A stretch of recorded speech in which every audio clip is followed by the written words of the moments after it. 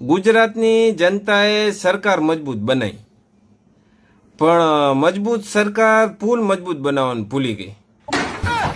તે લોચો થઈ ગયો અને પુલ તૂટી ગયો. તે હવે તૂટી ગયો તો તૂટી ગયો. એ કઈ એમાં વળી પહેલી વાર તૂટ્યો છે?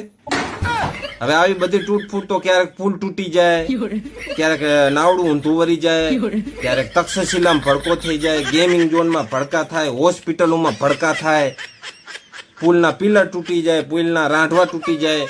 હવે આ બધી તૂટમ ફૂટ તો નાની મોટી થાય જ છે. અને આ બધી નાની મોટી ઘટનાઓ કહેવાય. આમાં કઈ એવડું કઈ મોટું નુકસાન નથી થતું.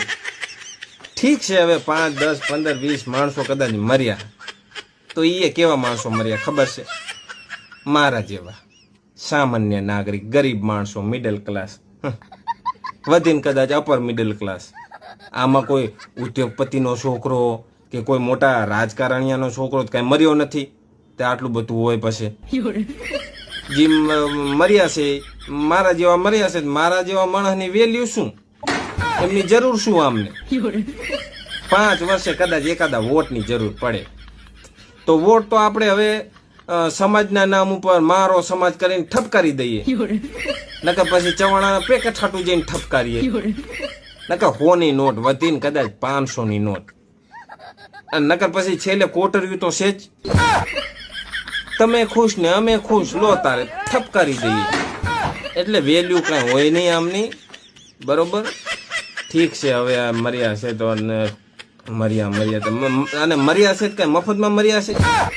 સરકાર પૈસા આપે છે, 2 લાખ રૂપિયા, 4 લાખ રૂપિયા, 6 લાખ રૂપિયા. બોલો, મને કોઈ વેચવા જાય તો 6 લાખ રૂપિયા આવે નહીં, અને સરકાર 6 લાખ રૂપિયા આપે, તો સારું ના કહેવાય?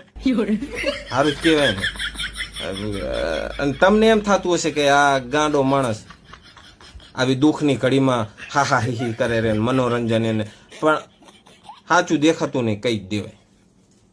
હદ ચલે સો ઓલિયાન, બેહદ ચલે સો પીર, હદ બેહદ દોનો ચલે, તાકો નામ ફકીર.